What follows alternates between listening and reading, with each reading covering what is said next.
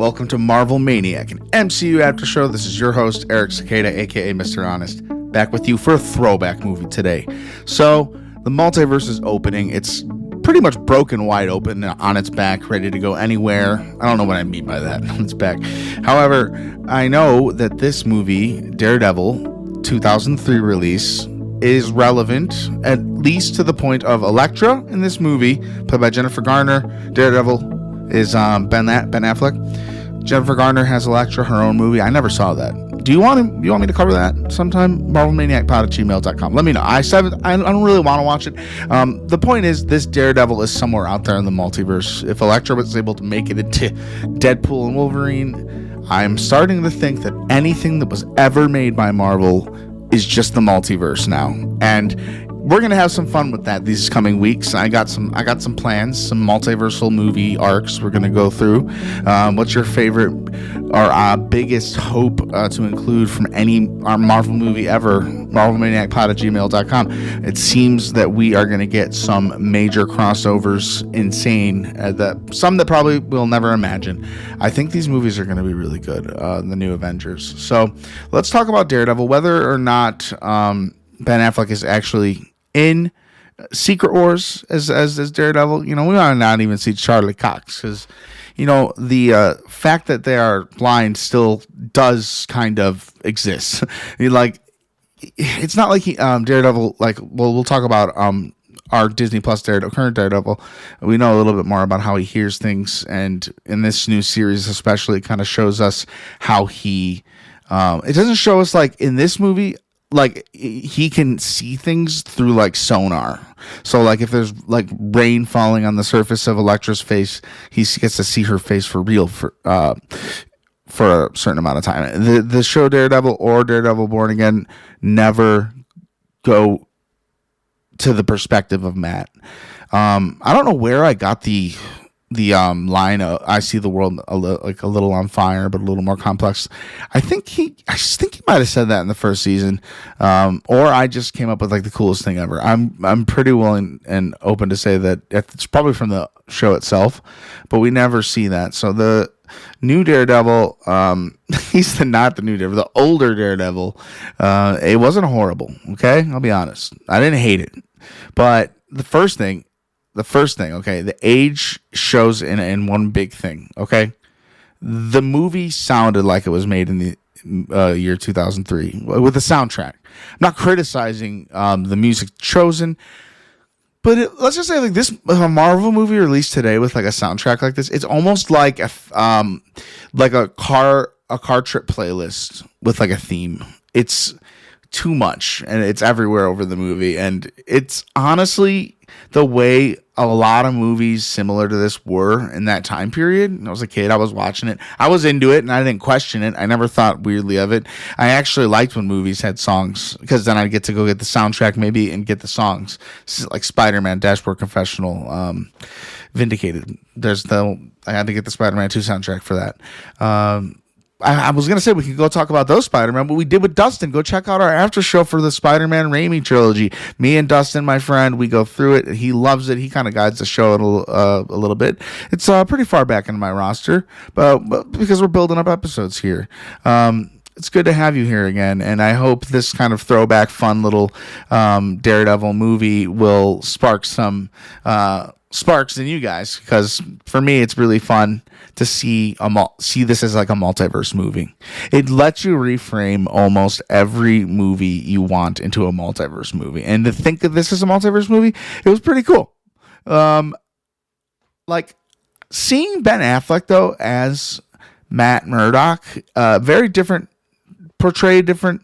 Ben Affleck's Murdock is a little more traditionally blind. I mean, I don't know how else to say this. Like Murdock in the movie, he uses his stick more genuinely. When Murdock, the new series, the Matt Murdock from Daredevil Born Again, you can, like, when he really gets down with it and takes his glasses off, he can really kind of stare almost directly to the person he's talking to.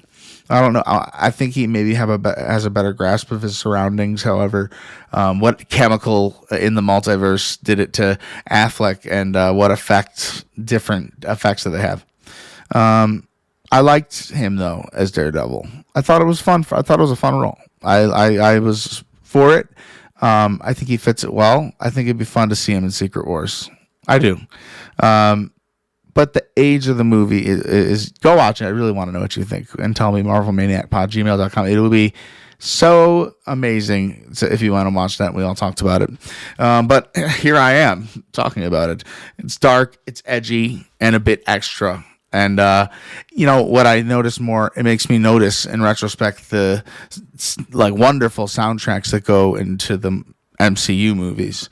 I think of Portals offhand from Avengers Endgame. Portals, you know the scene. If you know it. You probably do. The music playing there wasn't like "Wake Me Up Inside." Portals is just the perfect song to represent that scene, and it gives me the chills still thinking about it. So I'd like to thank Daredevil 2003 for laying groundwork into the superhero genre. I can't tell you off the top of my head if this came out before Spider-Man. And I really want to think Spider-Man had maybe just come out like in 2002 or 2001.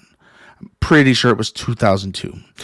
Either way, different time for superhero movies, but the foundation of what we know as a superhero movie is laid here. And is it a worth it watch? I would say yes. If you got a night and you really love the show Daredevil, I would say for people who really like the show Daredevil, go watch this and see the differences. It's fun.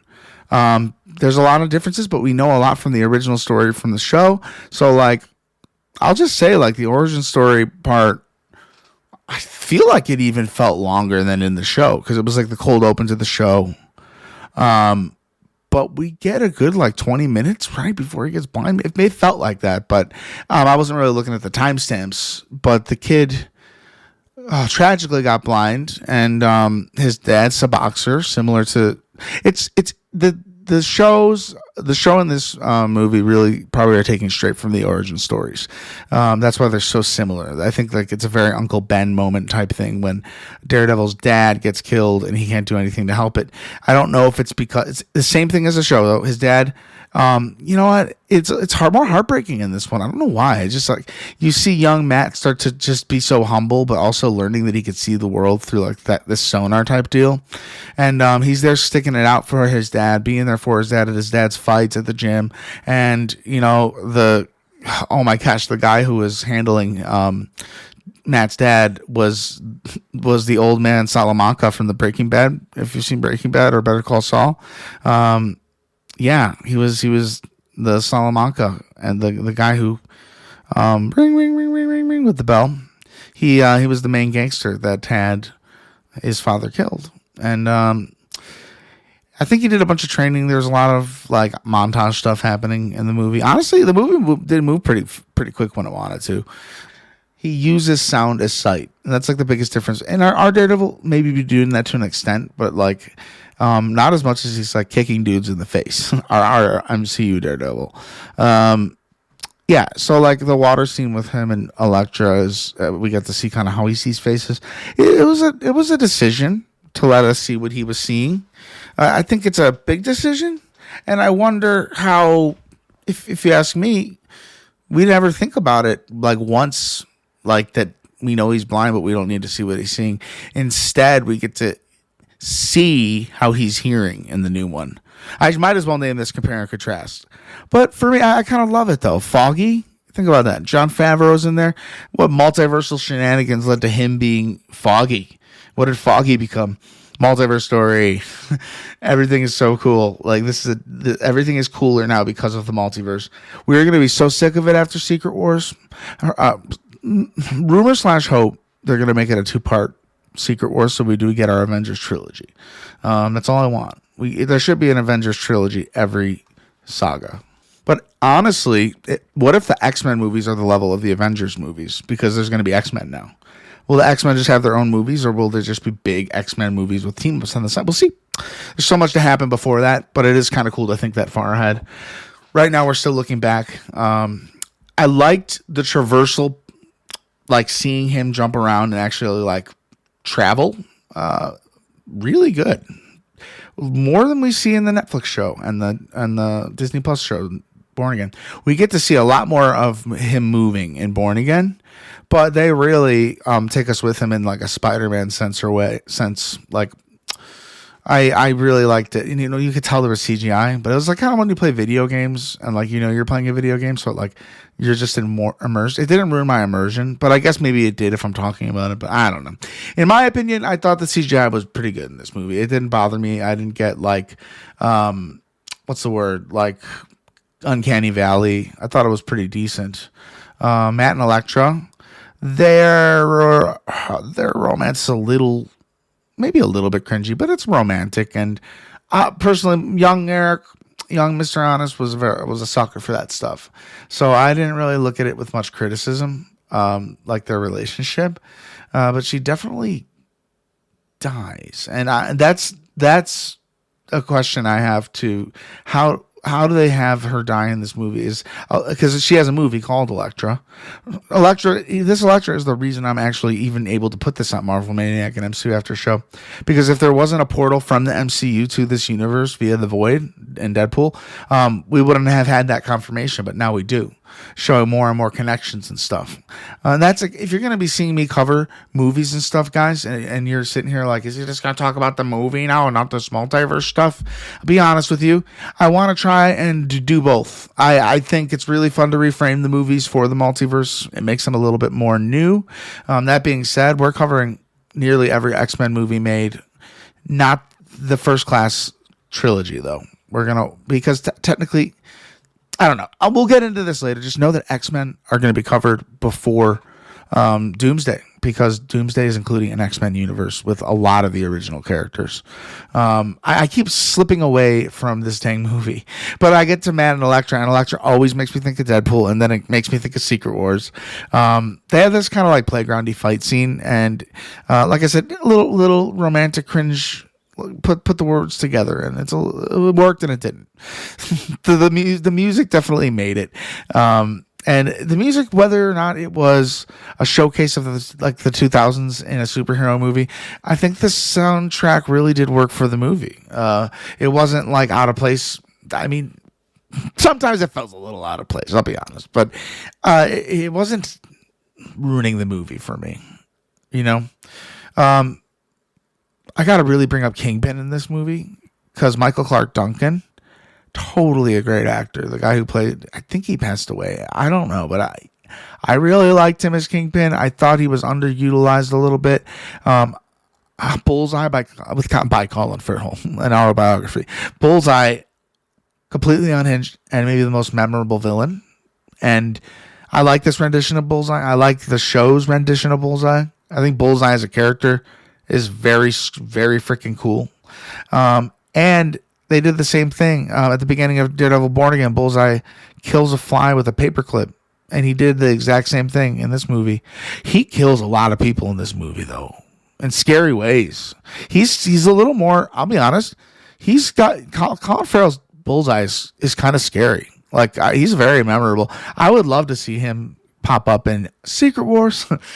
The Secret Wars is just going to be like a graduation ceremony where like Jon Favreau and Kevin Feige, they give out diplomas to everyone who's been in the MCU and all the movies that have come through it. Sorry. I like the suit, the all leather vibes. It's very iconic in my opinion. That's definitely the type of suit that was popular at the time, the fiery DD logo in the subway part where Ben Urich was trying to say that Daredevil was here, and then that thing lights up and it shows DD. That's also something that I've learned that a lot of fans want to see. I have a skin in Fortnite. He has it. People want to see the DD Daredevil on his chest. So if there's fan demand for something, I'm sure they'll do it. I just like the fact that Born Again Daredevil, he has so many colored suits, yet we haven't seen him wear them. I want to see him in the black suit. and I want to see him in the She-Hulk suit once more. You know, anyone else? Anyone else out there feeling the suit thing? So let's talk about the major moments. As we were just discussing, Elektra's death, did it hit emotionally? And I'd say no. I'll be honest with you, it didn't really hit emotionally. It was out of nowhere, and at the end of the day, both the bad guys lived, and Daredevil's amazing companion died. Honestly, I didn't like that. I try not to be critical, but try not to be critical. It's not that bad. I mean, I'm not trying too hard either. That's like the first thing I noticed.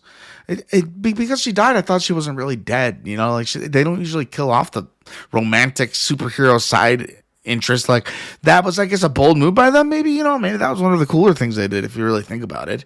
The final battle between Daredevil and Bullseye, I didn't even know what it was when it was because I wasn't sure how far into the movie I was. But I'm like, this has final battle energy.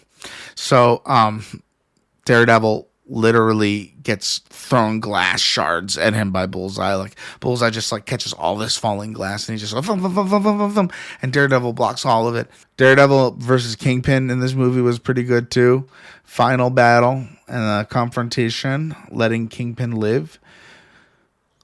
Like a big moment. I actually didn't touch on this yet. Actually, like a big thing for me, not a big moment. A big thing for me is how Daredevil doesn't kill people. Like kind of like Batman. Am I wrong about that? Do I have to go back and like watch the show again? Or was this just like a bold move they had? Like, because this Daredevil killed people. Like he purposely was killing humans.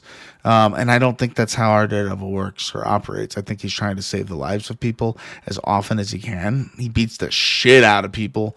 I don't think he kills them. I think he does whatever he can to just knock them out. He's a true hero. I'm sorry. The killing was really surprising for me. It really was. It really was. I guess another unique thing and in a very raw, gritty Daredevil movie, the love interest dies, and he does find her pendant at the end of the movie. A note I have here, I'm even having trouble to remember. This movie was okay. I'm gonna say this movie was okay. It was ambitious tonally, but sometimes it was messy. Right? Apparently, there's a director's cut, and it's out there somewhere, and it might be worth checking that out. I'm not gonna seek that out. If it comes my way, though, if you guys want me to cover the director's cut of this movie, I'm gonna need 5 emails at MarvelManiacPod@gmail.com with that request, and I may just be able to fulfill your order if we get the demand.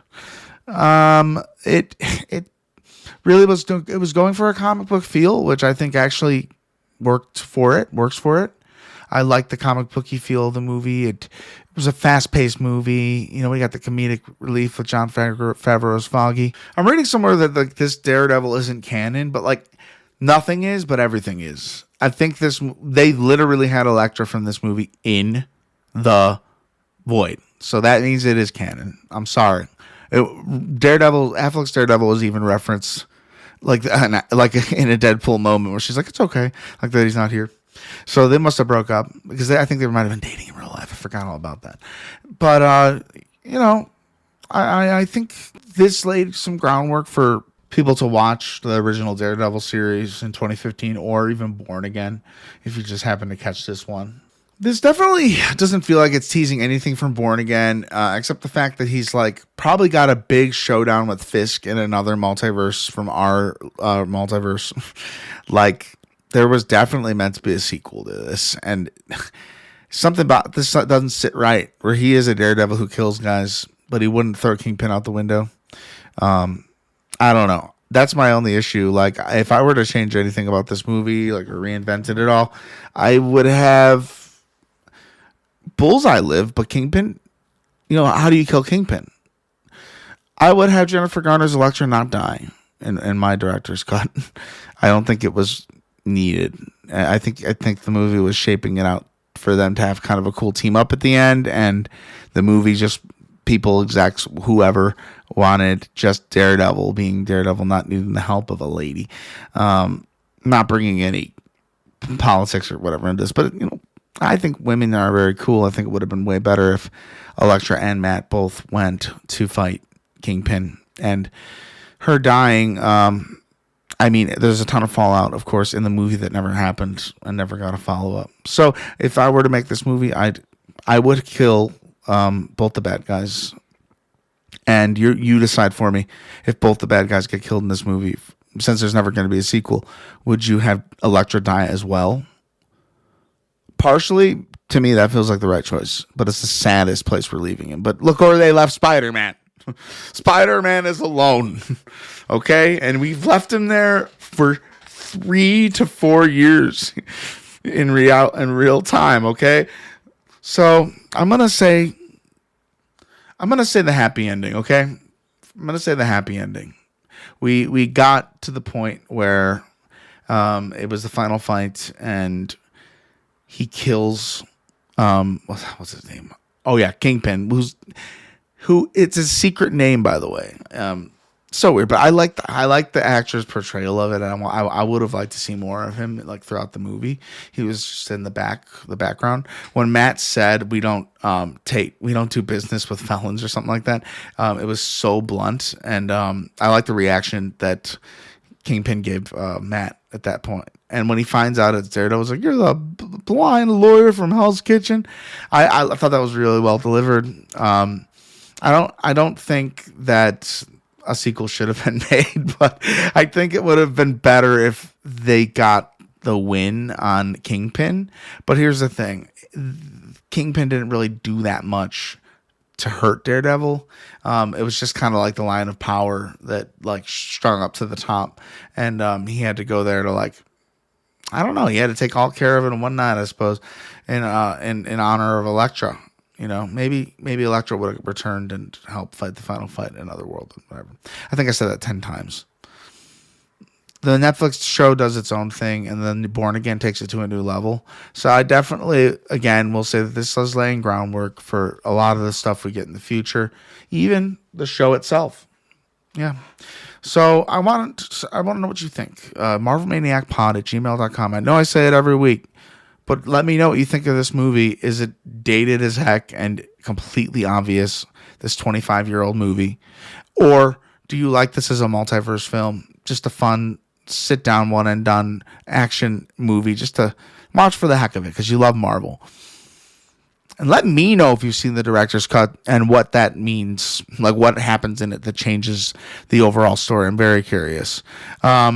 Let me know, and rate this show if you can, wherever you're listening. It goes the longest way. 5 stars, thumbs up, whatever your app or program you're using. Give us the rating. It will give you good karma, and that will lead you to cookies. And these cookies are magical. They're going to make you gain like $1 million in one day once you eat one. Okay, I'm sorry. The cookies aren't real. I feel like if I didn't say that, there might have been a guy out there who believed me, and I don't know. I can't live with that. I've done too many things. I can't live with that. I'm clearly very silly for this week. I think this is how the movie made me. It makes me feel like a kid again. So I have that nostalgia bias. However, I think it was a fine Marvel movie for its time, and I think it was probably ahead of its time on some of the visual effects it was doing, and the fact that they made a movie of a blind superhero, I'd say that was pretty freaking cool too. That was awesome. So thank you for being here. Thank you for listening. We're going to be seeing literally the final episode of Born Again this coming Tuesday/Wednesday, my Wednesday release. So we're going to see the conclusion of that. I wanted to get this movie in before that series wrapped up, but we are getting a season 2 of Daredevil Born Again that is being shot right now. So we could even expect that maybe like around the same time next year, even before Doomsday comes out. Maybe he'll, maybe we won't know what happened to Matt or anyone in Doomsday, similar to the Snap. I've been waiting for Snap references, the happening, the event, the occurrence. I want to know what happened during that for some of these characters. Patreon.com/MarvelManiac. Go there right now if you'd like to support the show. I'm going to be making mini-sodes. I want a few of you in there before I start making them, but I guarantee you, once we got one guy signed up, or wonderful lady, either or, gentlemen, gentle ladies, we'll start doing the mini-sodes of the week. And I got some fun plans for those. I'm not going to spoil anything. And I don't want to ruin the excitement. So I'll see you on patreon.com/MarvelManiac. If you'd like to throw a tip on our tip jar, it's in the About section. Goes to all the normal life needs of a guy who's living off of his podcast, which I'm not. But I would love to. I love this podcast. And I love that you come and listen, and it means the world to me. And the fact that you made it this far, says everything. We'll be back with the season finale of Daredevil Born Again this upcoming Wednesday at 5 a.m. is when I release. That's just my new release time for Wednesday, so you wake up to a brand new episode, Marvel Maniac, and then the second release for Friday, expect the 2 p.m. releases. 2 p.m. or 5, I gotta go look. I don't remember. Just 2 a week, though. Wednesdays and Fridays. We'll see you next time, and until then, Avengers, disassemble.